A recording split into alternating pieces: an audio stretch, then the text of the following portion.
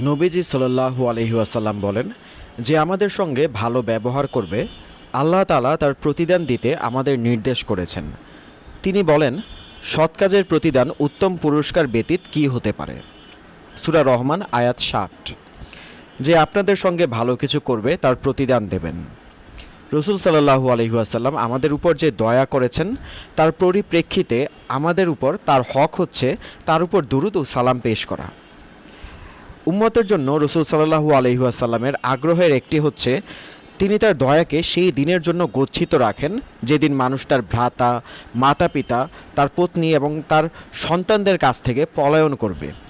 সেদিন প্রত্যেকেরই নিজের এক চিন্তা থাকবে যা তাকে ব্যতিব্যস্ত করে রাখবে। আবু হুরায়রা রাদিয়াল্লাহু তাআলা আনহু বর্ণিত হাদিসে রসুল সাল্লাল্লাহু আলাইহি ওয়াসাল্লাম বলেন, প্রত্যেক নবীর মাকবুল দয়া রয়েছে। আমি আমার উম্মতের তরে দয়াকে তাদের শাফায়াতের জন্য গচ্ছিত করে রেখেছি। উম্মতের মধ্যে যারা আল্লাহ তাআলার সঙ্গে শিরক করা ব্যতীত মৃত্যুবরণ করবে সে সেই শাফায়াত পাবে ইনশাআল্লাহ। তিরমিজি শরীফ।